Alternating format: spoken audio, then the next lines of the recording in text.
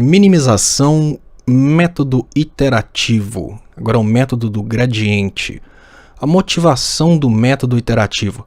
Quando as funções são mais complexas, fica muito difícil achar, por exemplo, os pontos críticos através simplesmente do gradiente igual a zero. Então, nesses casos, a gente tem que fazer iterações. As iterações funcionam em chutar valores e achar algoritmos que levem à minimização ou maximização, quando for o caso. Nesse caso aqui, o método de busca pelo gradiente, ele consiste em achar uma direção pelo decréscimo da função, que é a direção do gradiente negativo. Lembrando que o gradiente aponta para o maior crescimento da função. Então, o gradiente negativo vai apontar para o maior decréscimo da função.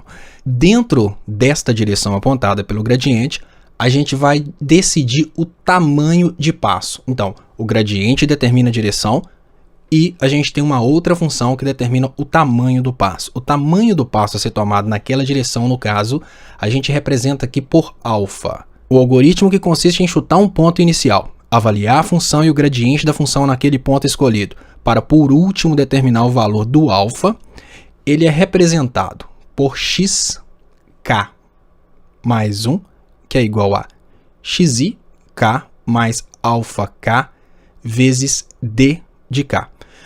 Bom, primeiro, antes de mais nada, esse k está representando a iteração. A próxima iteração, por isso que está o xk mais 1 de i.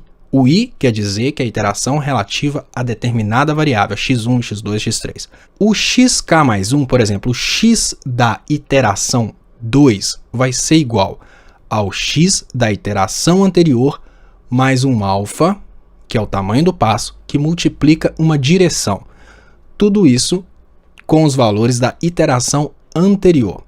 Como na maioria das vezes a gente trabalha com minimização, a gente precisa procurar a direção contrária ao gradiente. Então, nesse caso aqui, o d da iteração, d de ki, vai ser igual ao negativo do gradiente da função. Sabendo que o alfa é o tamanho do passo tomado na direção contrária do gradiente, o valor dos novos xn será determinado pela composição dos valores do ponto menos alfa vezes o valor do gradiente avaliado no ponto. Então essa fórmula significa que a gente procura minimizar o alfa, tendo em vista que a gente está levando em conta aqui o x da iteração, menos o alfa que multiplica o gradiente avaliado com aquele x da iteração.